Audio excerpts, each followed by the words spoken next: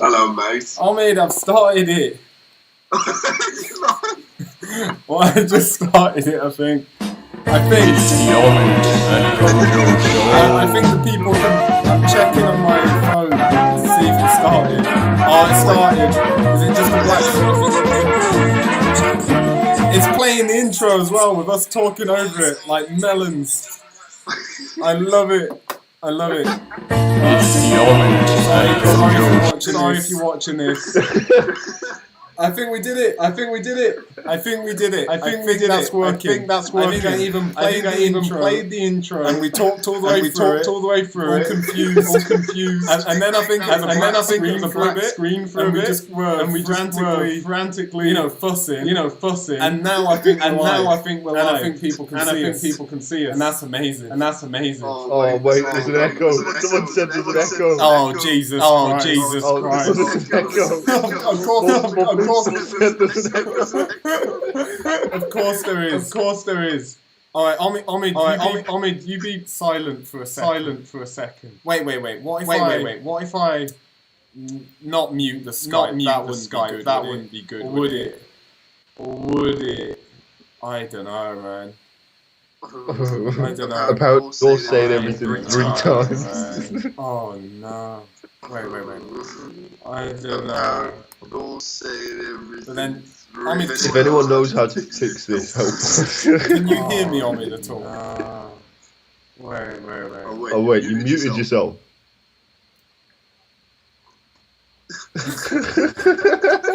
Then, Omid, I've unmuted myself.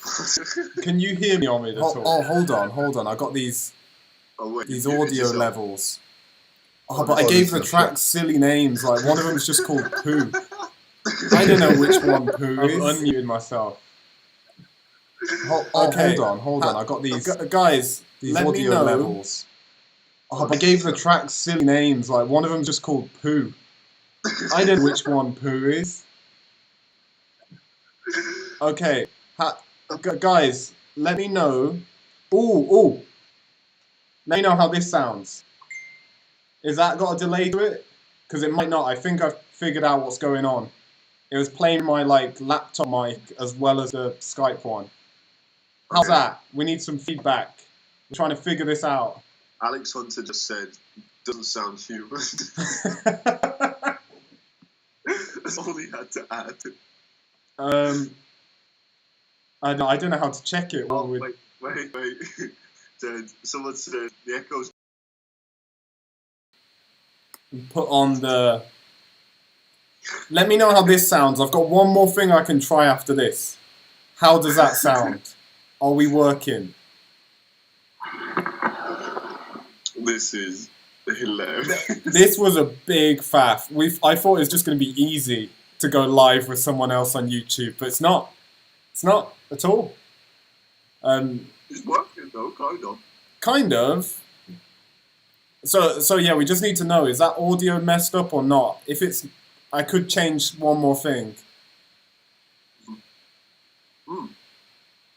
Hey, it works. Everyone's saying it's good. Oh wait, no. Oh. Still doesn't match up with your mouth. For fuck's sake. Alright, we're gonna try this. We're gonna have one more try. We're gonna try this.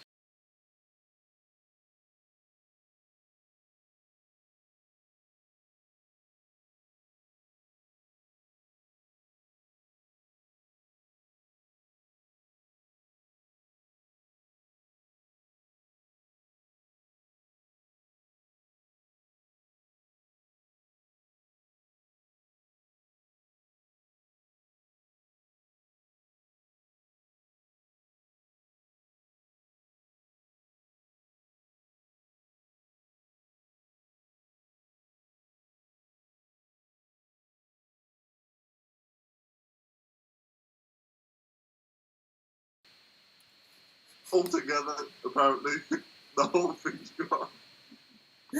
Alright. This is a test. This is an important part of the learning curve. And the thing is, you guys get to come on this journey with us. Alright. It's back apparently. I know, I changed it. But is it messed up or not? That's what I want to know.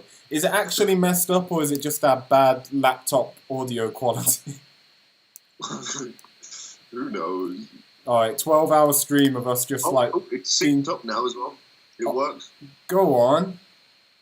See. Yeah, thank you guys. We've got 19 viewers. Yeah, thanks for your input, guys. You really helped out here. We're going to get much better at this. I mean, we've already got a logo in the corner. How That's how about that? How about that, huh? Pretty sweet. Imagine that. On the Kojo first did it one, well. figuring it out. It's just a bit tricky. So yeah, let us know. Omid, you need to let me know about the comments, because I've got to monitor the nerve center, you know, of the stream. So yeah, let me know if it's working now. If it's working now, we'll get into it. We'll get down to business. Hang on. Someone said there's some white noise. Of course there is. I can hear that as well. Is it my laptop panting? It might be your laptop panting. My laptop has been panting. So his laptop's got asthma, I think. So I did look up earlier, and we can connect our proper cameras and mics to the laptop and stream with that. But there's a load of specific wires we need to buy for it, of course. Yeah, calm down. And calm it down. It seems doable though. That's what I was thinking. Once we test out the YouTube stream, we could start doing that, and then we'll have good picture quality, good audio, less background panting. Yeah. So you got that to look forward to if we buy those things. Big if. I just Omid, any gauge of, is it good enough for us to actually do, or is it fucked? That's what I want to know. Is it worth us doing it? I think it's just enough for it to be okay. It's not going to ruin it, I don't think. It's quite subtle, but you guys need to let us know. Because if the whole thing's fucked, then we're not going to just spend an hour talking. Yeah. We'll do a little one. This is our mini tester stream. So, yeah. Well, why didn't... Do you want to talk about your big adventure, Omid? Should we just do that? I thought we were going to talk about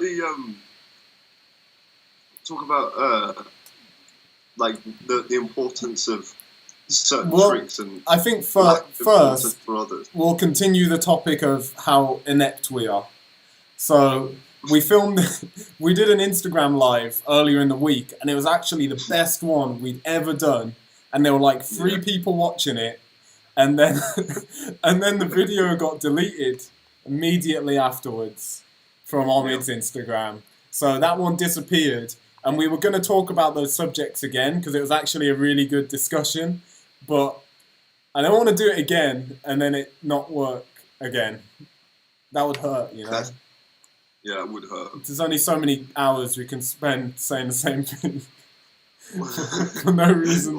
By the 6th time doing it, we'd have some pretty damn good points. We would. We'd be able to... It'd be a concise argument, you know? We'd be like political candidates by then. Well, better than them, really. Yeah. I mean, we're not old enough yet. We haven't lost our minds enough just yet. Yeah, brains... I don't know. We're still functioning at about 27%. It's on a sharp decline, though. Once it gets to around 12%, then we might be in the political candidate category. So basically, what we wanted to talk about was, are all tricks worth doing? Is every trick worth your time? Or should you just only train certain tricks? And one of the main analogies I was using last time was comparing tricking to music. Imagine you're a musician with your tricks. Because musicians don't play all of the instruments, or even if they play 1 or 2 instruments, they don't play all styles of music. They choose the ones they're most passionate about and get really, really good at those. Now, I know there are exceptions who play loads of different things, but because there's so many different types of music, and the same thing with tricking, because there's so many different types of tricking, you're always going to be leaving out more than you actually do. So that makes you think you should really be choosing wisely what you spend your time on. You don't want to be feeling obligated to train one type of area, because that would be like if you were a jazz musician and you just felt like, well, I need to work on my heavy metal. It's like, you don't, you know? Yeah. I mean, it's kind of hard though, because there's so many other other third party influences that come into it, but the discussion that kind of this stemmed from was basically because there's certain tricks that Kojo looks at. Well, Kojo's a pretty extreme man. I mean, I guess I am as well, but because Kojo's such an extreme man, he looks at things and he can quite clearly make his mind up as to why would I spend my time doing this trick when this trick is so much cooler? And when you start thinking in that way, it makes life a little bit easier in terms of what you need to do in order for you to reach your full potential and also be happy, because that's kind of all it comes down to. But the thing that kind of stems from is the finite amount of time and the infinite amount of tricks that you have available to you. So at what point for you did you kind of realize that you wanted to start honing in on a particular path with your tricks? I guess mainly I was already starting to feel it before I had my last major ankle injury. Mm-hmm. But definitely after that was when I realized it's time to change. Because when you have a really major injury like that, then it's like I knew when it happened, I knew that like if I work really hard at it, if I condition, if I stretch and mobilize all the time, then eventually it will be okay and I'll be able to trick how I want again. But at the same time, that ankle injury really felt like if I do this again, I'm kind of done. Like I know that I'm at a point where I don't think I could take that same injury again and then recover just as well.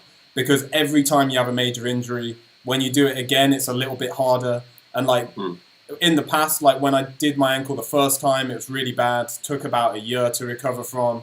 And then this one's taken about 2 years to fully recover from. And I feel like if I did it again, then it's just, I don't know if I'd be able to get it all the way back. Maybe I would, but if I did, then one more time after that, then I'd be done. So it just made me really realize how finite my time in tricking is. And what do I actually want to do with it? Do I want to just do a load of hard moves?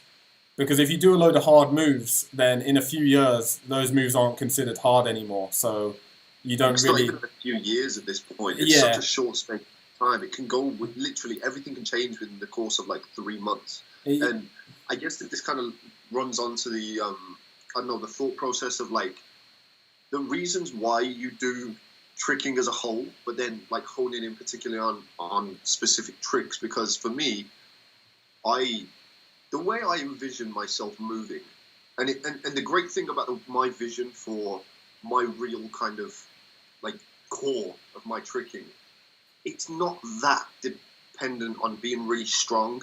And I feel as though with the type of movements that I want to do, I can do it into my like late 40s, because it's more about a style of movement and tricks and things that don't actually really exist right now. And it's kind of like linking things in such a strange manner so that you kind of become this weird beast that's just kind of like roaming around this bouncy floor. And like, yeah, like that, that always made me think like, that's going to be where I really excel. So I can have fun with these things now, and I'll still be looking forward to like creating that big masterpiece that I view as my, my core tricking throughout that until the later stages. Yeah, like I think, and it's something that I feel like a lot of people know this, but a lot of people don't train like they know this. Like your ultimate goal in tricking, really, from my perspective anyway, it should be to do the type of tricking that in your head you see as like the ultimate. When you think of like the best, the coolest looking combos, what combos do you think of? And then that should be what you're going for. Because everyone's going to have a slightly different idea of what that is. And that's what's going to create all of these completely different styles that are all amazing. Whereas if you just kind of look at what everyone else sees as the best, then everyone's going to be working into the same sort of style, same sort of goals.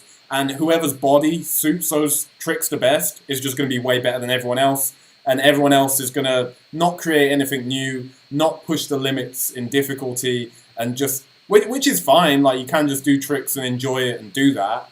But I don't think you get the most satisfaction looking back at what you did. I think you get the most satisfaction when you like really aim towards something that you want, something that you'll be happy with, even if other people don't like it. And then that's when you cover some new ground.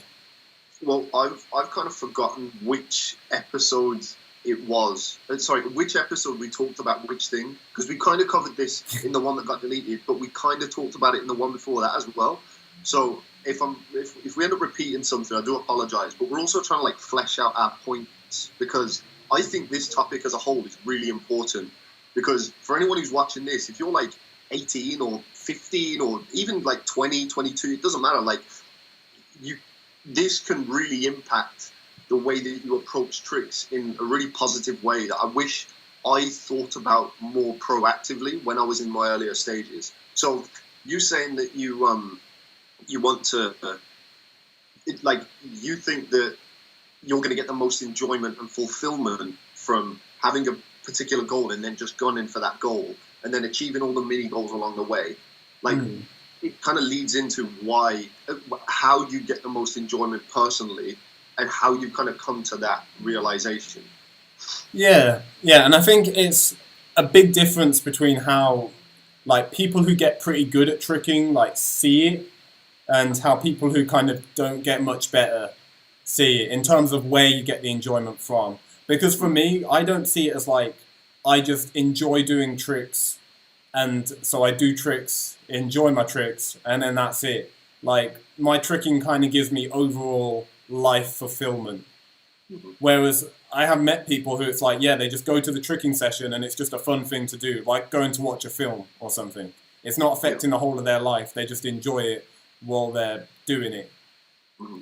And I think this approach is more taxing, like physically and emotionally as well, because you're more invested. You're invested in actually getting good and producing what you want to produce, but you do get a lot more enjoyment from it, like overall fulfillment, because you've worked really hard to create something and eventually you're creating that thing. Well, every session you're a bit closer to creating it rather than just going and just doing an activity. But when you just take it from I just enjoy going to sessions and doing my tricks, then I guess you have less to lose because you're just having a bit of fun for like an hour or two and that's it. Yeah, you're not going to feel really bad over the course of a few months if you're not going in the direction you want to go. Injuries won't be as bad, so it's a payoff. Well, so you saying about I don't know, in how much more emotionally and mentally taxing it is when you take this kind of approach. Obviously, I agree with you. Like, what the thing, we're pretty much on the same sort of journey. Obviously, we have slightly different end goals, but it's like our approaches and thoughts are very similar in this. So for the people that are watching that may not have even made their mind up yet because they haven't thought about it or they just haven't really, thought about it in depth, do you think that kind of approach is for everyone or the majority or the minority or what? Because I think that makes a pretty big difference. The fact that, like, for example, if you were to not enjoy something as much as another thing, but you spend all of your time and all of your thoughts on trying to invest yourself physically, mentally, emotionally into the thing you don't enjoy quite as much, it's going to sap all of the fun out of that. And then you're just kind of left with it being pointless. Or you could enjoy it for what it is and just on the surface level of it, or however much you enjoy it. But then... What are you asking? I'm confused. Like, do you think that kind of approach is for everyone, or do you think you should kind of make the decision as to how much you're going to invest initially? Yeah, I think it just depends. It depends how much you care. I think you can create something that's really great and like you can be really happy with looking back without actually dedicating your whole life to it. You could just, if you have like 1 or 2 sessions a week as long as you're clear on what your goals are and you work towards those goals, then over a long period of time, then you can create something really good. Whereas if you think too short term and you think, oh, I'm going to do this trick, I'm going to do this trick, you can enjoy the sessions individually, but overall, I don't think you get as much satisfaction. I mean, that's just my opinion because I've only experienced it from like the way I do it, but I think it's a great way to do it. I mean, it would have to be, like for me to put in all the effort that I've had to just be able to trick, all of the stretching and conditioning and stuff, just to be able to rehab and trick again, then I must be getting something a bit more than just enjoying a couple of hours every time I trick, Yeah, of course. Well, I think because we have such extreme approaches with the ways that with the things that we do, both surrounding tricking and the things that we do while tricking, and how much of our brains it takes up. Like I think it's kind of good that you can't have the extreme, and then even if someone isn't quite as extreme and they're happy to just be like, you know what, like I don't want that. I don't want to be emotionally distraught when I get injured and shit. Like I just can't. I don't care enough. Then at least they can take that kind of approach where it's like, well, if I am going to be doing it, let me have a little bit more structure to it and really think about the way that I'm going to approach my training, because I don't want to waste my time. I don't want to just go to the session and just do these things and never really get anywhere, because you still will get more enjoyment because you're reaching the goals that you've set. So, yeah, I think it's... I think just depending on how into it you are, then it's a good way to go. I think it's definitely a better way than... when people want to get good, but they don't have a clear idea of what good is, and that's something that I did for like at least the first 5 years of my tricking. I kind of just wanted to be really good, and I enjoyed progressing, and I got a lot of... I just had a great time with it. I did really enjoy my tricking, but looking back, I wish I'd had a clearer vision of what good was and built a skill set that was more like unique to what I'm really into. Because I'm doing that now, but obviously I can't train as much because I'm older, I'm injured all the time. But so that's one thing that I advise younger trickers to do. If you want to be good, then try and like really visualize what your idea of good is. Is it kind of like, I don't know, Jeremy Marinas' style, but your own version of it? Does it have a lot of capoeira type moves in? Does it involve a lot of flow on the floor? Maybe it just involves a load of quads and big power twists. That's fine too. Like whatever your dream style is, I think it's important to keep reminding yourself to like train for that, because it's easy to get pulled into the trap of just training what everyone else trains, because that's what you see all the time. But in the long run, that doesn't get you that dream style you want. It makes you like everyone else. No, I feel that. Because so do you want to get into why, or the different ways that why you trick, and then the different ways that you kind of get fulfillment and enjoyment out of it? Because for me, it's always been like from the second I started, it's always been so much more than just some pastime. I mean, it caused literal problems with my parents, and I ended up moving out when I was 17, kind of because of tricking, and it was a bit of faff. But it was like there was never a moment in my mind where I was like, well, I just won't do these flips and let these flips take over my life, because it really feels like my purpose. Like it gives me that thing that makes me get up and do it, and then as a result of that, taught me so much about what other things I can do and what I'm capable of. Yeah, I think it's a lot of things. There's the obvious one that people say like, oh, it's an outlet, and then a lot of people say like community and stuff. That was never it for me. Like that was just kind of a byproduct of tricking. I think it's a good tool for like improving yourself, making yourself more capable of overcoming tasks, because every time you learn a hard trick, then you've taken on a task that's hard, you've put in the work, and then you overcame it. And then whenever you face other tasks in your life that aren't tricking related at all, then you know that if you put in the work, you can overcome it. So it kind of sets you up for other things in life. But then, for me, it's just kind of my medium of being able to create. Like, because I can't draw or anything or play an instrument. I know I could if I put loads of time in. but it's something that I enjoy doing the act of. I enjoy just doing the flips enough that I can put in the time to like become a master of it and start and like create my own sort of style of it. Because I do see it like an art form, really. Like, and it doesn't. Other people don't have to. That doesn't really matter. And other people probably don't see that in my tricks. Think, oh, he just does gain a switch. But to me, I'm working towards a bigger goal, and that's more about that. That's where I get a lot of the enjoyment from. And from when I started, I always thought it'd be cool, like, because I didn't really enjoy doing anything in my life. Didn't like studying or didn't like different jobs. I don't like going out to clubs, really. I never found any of the things that normal people find fun, or just the things normal people do. I was never really into, so didn't really care about anything. So I thought, well, I do like doing these flips, so why don't I just fully invest in these flips and care about them more than anything? Even though it's a weird thing to do, I think it'll give me more satisfaction than caring about the shit that normal people care about. So that was an active choice, like how much you care. Because for me, I couldn't stop myself. Like it took over me, and it was literally like it sounds cliche, but it was like a drug. I went to the session one time, and then I was like, oh, okay, cool. Next week I'm gonna go twice, and then the next week I went 3 times, and then it was 4 times, and then it was 5 times, and then it was like I cannot stop doing this, thinking about it, and just it enveloped my entire mind, and I couldn't escape it. See, I did think about it all the time and stuff like that.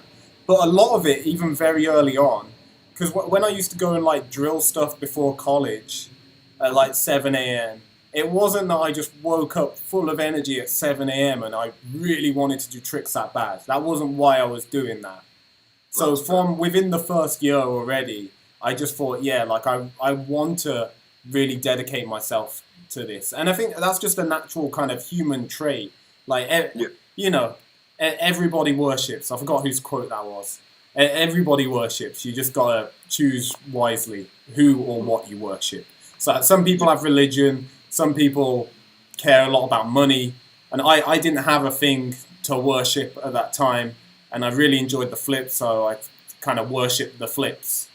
Yeah, and what I mean, but the difference between worshipping and just kind of doing it as a sport is that I would, get up at 7 a.m. and go and trick before college, and then trick on my college break, and then go to UTX and train afterwards. So it's kind of like a constant dedication rather than just something I did for fun. Yeah, no, I get that. Pretty similar for me as well, because of I know, as I was saying about purpose, like because it was taking up so much of my brain and time and stuff like that, it kind of gave me something to put my time and thoughts into, because before that it was just kind of like I was just existing. I wasn't really doing anything. I wasn't bothered about school and all the things that everybody else was telling me I probably should care about, and I just didn't feel it. Like it was great that I finally found a thing that I could just throw myself into, and it gave me that structure in my day where it was like, right, okay, I need to make sure I'm eating at this time, I get all of the other things that I need to do in the day done, and it anchored me so that everything else in life was always dealt with so that I could trick, because otherwise I wouldn't have been able to trick if I hadn't done this, that and the other. And like, yeah, it was a really good outlet for me to have the structure in my life, and still is. But yeah, you just have to suffer for it a lot more nowadays. You don't just get to go train for 6 hours whenever you want. You got to spend more time looking after your body than you do actually having fun tricking. Yeah, for sure. There's a couple of comments here. People are watching this. Yeah. Alex Hunter's been very active. What's he said? So one of the comments says, I recently got a herniated disc from imbalanced muscles in my back from doing all the tricks to the left. Do the best trickers work out the other side? I never hear about this, but they must if they avoid it. I don't know, I can't speak for everybody, but I attribute all of my physical ability at this point to my rehab and kind of training outside of tricking, because if it weren't for all the other shit that I do, like the mobility and stretching and lifting, and body weight exercises, then I would just be a crusty shell of a man and I wouldn't be able to do anything. But yeah, in the earlier years, it doesn't matter as much. And he said he's been tricking for 2 years and he's already got these issues. He's not sure how people do it for 10 and not run into them. Well, they do run into them. But they do. That's the thing. Like, yeah, you can speak on that because, yeah. Yeah, they run into them and then they recover from them. They condition and then train in a smarter way. Like, if you've only been tricking for 2 years, then one thing that I can guarantee is your technique is bad. Yeah. Because even after 5 years, your technique probably be bad. So a lot of that will be down to like just doing things all to one side, yeah? But a lot of it is doing things all to one side with bad technique. You add those two things together without conditioning, then yeah, you get kind of injured. So yeah, I'd say like, yeah, definitely condition your whole body. Like, I don't specifically do more conditioning on the non-twisting side. I just kind of do overall body conditioning, and I find that helps a lot, and stretching a lot as well. But then not tricking in a really heavy way, because just from experience, knowing how tricks used to be when I had worse technique and how tricks are now, like there was a time where me doing a cork would be far more impact on my body than me doing like 6 cork swing throughs now. Just because my technique was so much worse that put more force on my body. So it's all relative to like how good you are. You'll see these really good trickers doing loads of tricks all to one side and they seem to be fine. And a lot of that's down to just how good their technique is and how much their body is conditioned for doing tricks because they've been doing it for so long. So try not to rush, try not to do too much straight away and go too hard too soon. Just take your time building up to harder tricks, and it shouldn't be as big of a problem in the future. Not a doctor though, you know. See a doctor. Yeah. But yeah, I think one common misconception I just want to add is that for me, when I was like struggling with tricks, my only focus was because I would see technique as such a surface level thing. It was like, okay, so I just got to put my arms here and jump off my legs, make sure I push my hips, and then that's pretty much all I would ever think about. I wouldn't be thinking about what my right elbow's doing, and then where the spot is and the timing of when I'm going to do these things. The only thing I would really think about was I need to get stronger, so I need to do this way more, and I also need to do other things that are going to make me stronger as a result. But you can progress so much faster if you're just doing the things right, because if the tricks that you're doing feel heavy, you may think, oh, well, if I was stronger, then I'd be able to move my body better. But it's normally because you're not doing the first trick in the correct manner. And if you can get to a point where you're starting to really pick apart the techniques that you're using and getting to the point where you understand to a much higher degree, then tricks become easier without you having to put any physical work in.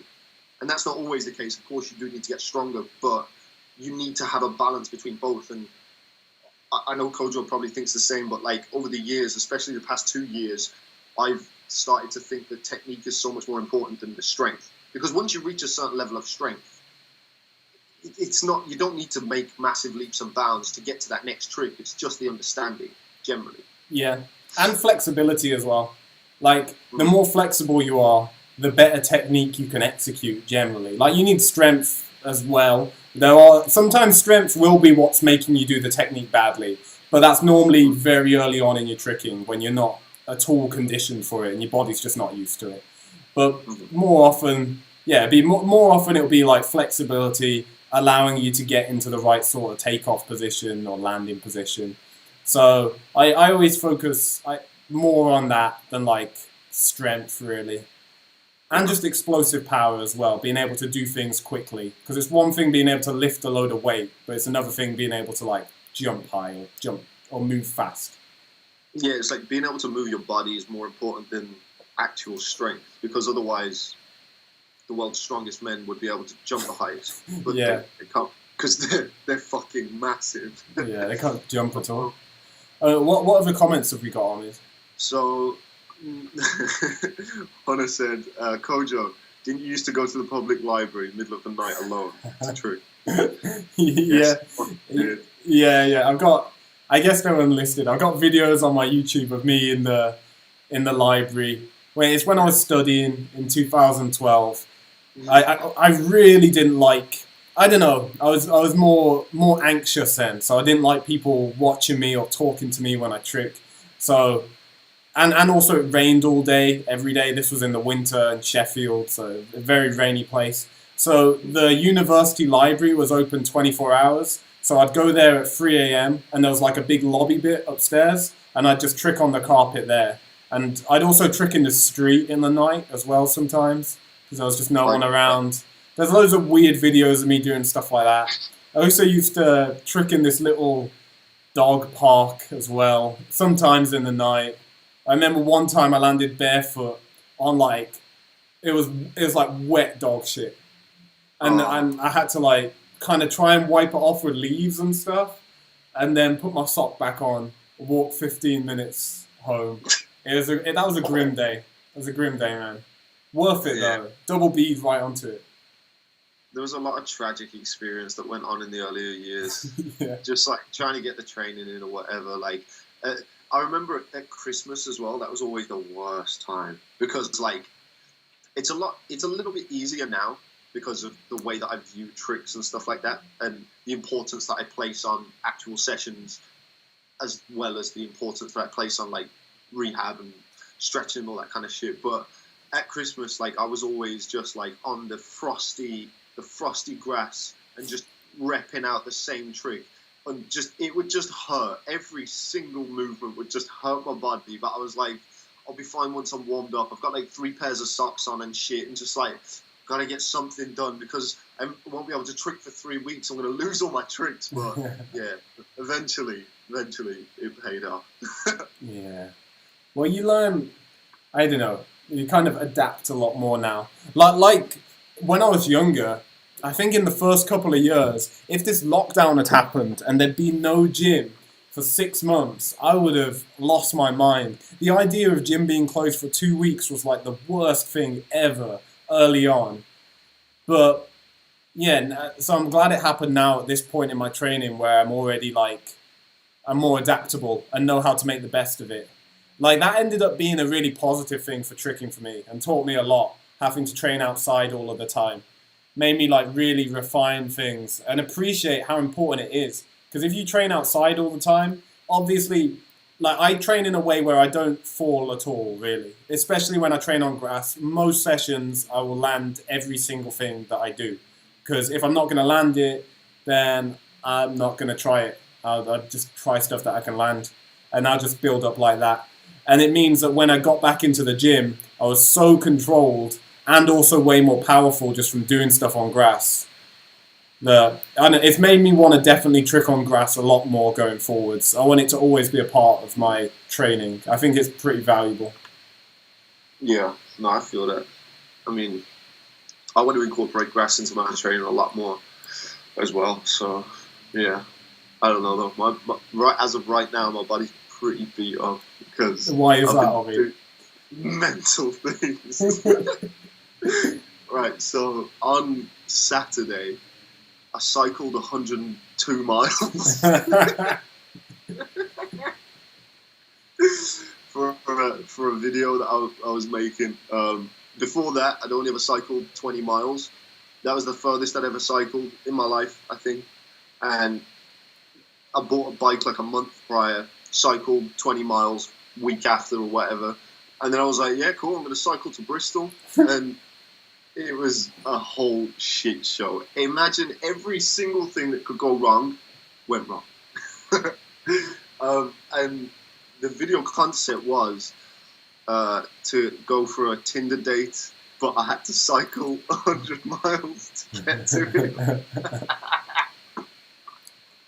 It's so ridiculous. It's so silly. But it was like just then when you were talking about the library antics, like that kind of shit, I'm gonna remember you doing that for the rest of my life because it's the funniest thing. And me cycling 100 miles for a video, the Tinder date, is one of the funniest things. So I'm just trying to do more shit that I'm gonna remember for the rest of my life. Yeah, I mean, how many other Saturdays do you remember? Like, you remember that one, weren't you? Well, it was mental because, like, the next day at around 6 or 7 p.m. I was just chilling in Bristol, and I didn't even realise what time it was. And I looked at my phone, and I was like, yes, I have done nothing today. Nothing at all. And yesterday, I'd already been awake for 12 hours and cycling for like 8 of those hours. It's so crazy how much of a difference like a day can mean in the grand scheme of your life, because so much shit happened along that journey that it genuinely like changed the way that I view everything. Tell us about the things that happened. Right, so I set off around. Well, I was leaving the house around 5:45 in the morning, and I was cycling and trying to film and cycle is mad hard. Having to stop and set up the camera and like also tell this story that I'm trying to portray in the video, it's fucking tough. It takes up a lot of time, but I was just trying to get to this destination as quickly as I could and also not die along the way. Now, the first main event was around 3 hours in, I think. I'm cycling down this hill, and a stick, I think, got caught in my back wheel, and my back wheel came to a grinding halt. And then next thing I know, my left leg kind of gets crushed underneath the pedal because the pedals have stopped completely. And then I'm skidding down this hill on my side. The bike flipped up over me as I was rolling, and then also I flipped a little bit. If you've seen my story from Saturday, my helmet was fucking smashed to pieces. I was covered in scratches and cuts and stuff all over my legs. And I was just kind of laying in the middle of the road going, oh, God. Bleeding everywhere. I skidded on the bike for such an insane distance. And I was just like, what the fuck has happened? Yeah, what happened more with the crash itself? So your back wheel just stopped? So my back wheel literally came to a grinding halt. And as it was happening, I was like, I just didn't understand how it had happened. I didn't hear anything. I wasn't pressing the brake. The brakes were fine afterwards. Everything was just normal. And then, so my only assumption is that a stick has got caught. So I just kind of started dropping towards the ground. But as my shoulder hit the ground, both me and the bike kind of flipped. So did your back wheels like slip out to the side then? Once it stopped spinning? No, it was just, I was just going straight. And it was just dragging along the ground. But you know, have you ever really skidded with your back wheel on a bike? Yeah. It was just kind of bouncing because it was stuck and it wasn't moving at all. It was bouncing, and then because of that, as I started falling, it just kind of flipped. Oh my God. Yeah, it was fucking sketch. But yeah, so I'm lay there, and I literally, as I was going, fucking hell, all that was running through my head was, you need to be filming this. It's a crazy thing to be thinking, but it's all part of the video and shit. And I was like, I think it was kind of making me feel a little bit better about it, because it's almost like when you're going through something that's like painful or difficult and you've got somebody with you to talk to, it's always a little bit easier. But I think because I didn't have anybody there with me, I was just like, just film it. It's good for the video and also something to fucking do. So I tried to get up, whatever, started filming. And then this car pulled up as I was, just before I'd got up. And I kind of lifted my hand like this, as if to say, sorry, I'm laid down in the middle of the road. But it's quite clear that I'm fucked up. And also, like, yeah, I don't know what I was thinking, but the guy just literally revved his engine and fucked off. It's like, right, cheers for that. But then, yeah, and an older woman came and stopped and helped me out. And she was the sweetest angel, Janet. I was thinking as well. I think I'm gonna try and like triangulate my location from where that would have happened, and I want to take her some flowers or send her some chocolates or something like that, because they really hooked me up. She took me to a house with her husband who was there, and brought out all this like medical equipment and like helped me clean my wounds and stuff. Gave me a coffee and some water or whatever. Then her and her husband kind of disappeared for a second, but I was just cleaning myself up, wasn't really thinking about it. Then they came back and they both had their backs to me, and they were acting all like secret squirrel and shit, and I was like, I didn't think anything of it. Then they both kind of turned around in sync and the husband was holding this helmet, and I was like, no. And I literally just looked at him and went, nah. And he was like, honestly, it's for you. I was like, no, you can't do this. This is the sweetest on your thing. Adventure for your Tinder date. You're like, here, Omid, get the smash. He even said, even get the smash. You fucking animal. He even said, we've got another bike for you, but if yours is all right, then I'd ride yours because it's better than the one that we've got. I was like, you can't just give me a bike. But they were so sweet, and we started talking. Also, he was telling me he'd cycled across Portugal, and he ended his trip in Porto. I was like, oh, that's sick. My homies just moved out there. More mates, though. Yeah, but they were the loveliest people. They helped me out so much. And then, just kind of dusted myself off, and then I had like another 5.5 hours to go. So got back on the bike. Got to. Yeah, it was mental. What else happened? Yeah, it was one of the hardest things I think I've ever done, but in the weirdest way, because it's such a long time, and I'm not a fucking endurance athlete, but it's such a long time to be doing something that you go through all these different waves. And there was one point where I was like, I'm like 6.5 hours in, and I genuinely feel like I could do this for so long. But then when I was 7 hours in, I felt like I couldn't use my legs at all. But then it was just so nuts. When did were there points where you felt like this is stupid and a waste of time? I shouldn't. Like, did your brain start trying to get you out of it? No, honestly, that's weird because I didn't even think about that. There was never a point where I was like, this is stupid or a waste of time. Like, even if I wasn't making the video or anything like that, it was such a good experience for me mentally and also physically to see what I could push through. There was never a point where I was like, this is a waste of my time. Fair. Which I didn't really think about at the time. But when I was struggling, there were points where I was like, I can't get up this hill. Like, my legs won't work. But I never got off and walked. Not once throughout the whole time did I walk with the bike. You just did the low gear. I just refused, yeah. There were a couple of points where I was going a little bit insane, but it was more because of the repetitive nature of it. Like, I just felt like...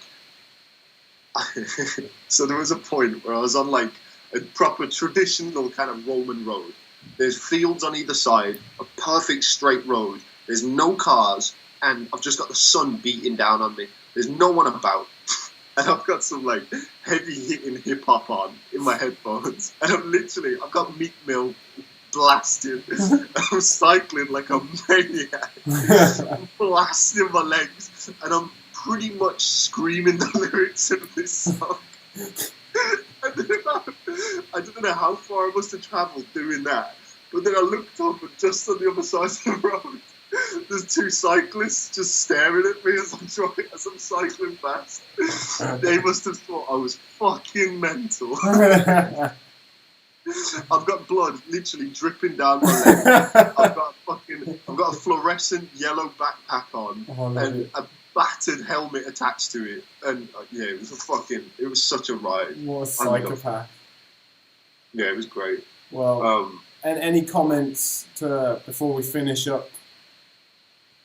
Nah, not a single comment. Yeah. I don't expect it, you know. With this quality. No. There's a couple of comments about the trick stuff, and then Alex Hunter asking what bike I have. So the bike I have, don't actually know. I think it's a Carrera. I don't know. I bought it from a man. That's a brand of bike. The internet. I hope it is. I don't know. I bought it from a man from the internet, and he said, when I pulled up to get it, both the tyres were completely flat, and I was like, how am I meant to test this to see if it works? And he was like, I was like, well, you're going to give me some money off? And he was like, no. I was like, you know, fine, I'm just going to test it, and if it works, fine. And then, just put it in the back of the car and fucked up. All right, well, thank you everyone who did watch. If anyone's still there, we're gonna work on our. What do you say? We got viewers. Oh, we're going to work on our audio and video quality in future. Probably won't get the camera set up straight away, but in the future it would be good to, you know, have the camera and mic set up and just make it way higher quality. And we'll figure out stuff with the intro as well. We're going to be professional, tricking chatters. Yeah, pundits. Pundits, exactly. We're going to be that one day. You'll see. But thanks for watching. See you next time. Peace. Peace.